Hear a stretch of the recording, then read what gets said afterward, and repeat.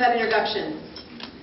I'm very happy to be here tonight, and I have a shout out to all of those at Hughes County here to know that if you're trying to intimidate a gal who's a first-time candidate by having reporters call me today saying, "What are you going to say tonight?" you did a great job. I don't know if those were real reporters or not. I turned my cell phone off a few hours ago. But this Senate race has the attention of the United States, and you can see that by some of the candidates that are running, as well as the attention that we've drawn. And I think it says something great that our state has such great examples running. My name is Dr. Annette Bosworth, and I am here to ask for your help in turning around this country. I'm also here to ask for your vote on June 3rd for the Republican primary party for the state of South Dakota.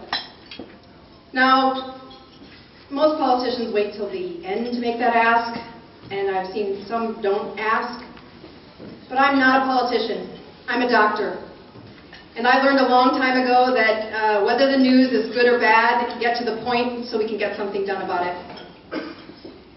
As a first-time candidate, I have learned a great deal over the first several months. I announced this in July after several months of frustration and inspiration about what could be and what was happening. That, like many of you, I grew up in South Dakota. I'm a fifth-generation South Dakotan. I grew up in Plankington, where my folks raised corn and beans and hogs and cattle, and 3 strong kids that knew how to pray and work hard. That I'm the first one in my family to go to medical school, and when I was interviewing at USD many years ago, I was asked, "Annette, why do you want to be a doctor?" And I said, "Honestly, I hate hog tours."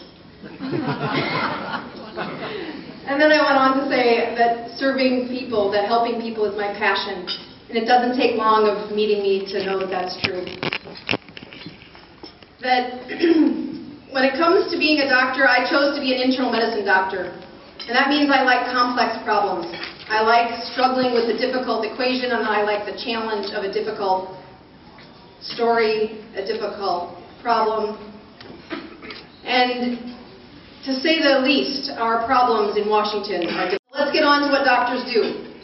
We diagnose problems and we prescribe solutions.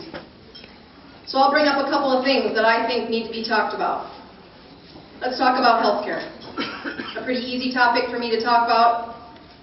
Let's talk about some of the patients that I've seen in the last few weeks and have the striking question that I ask you in this room.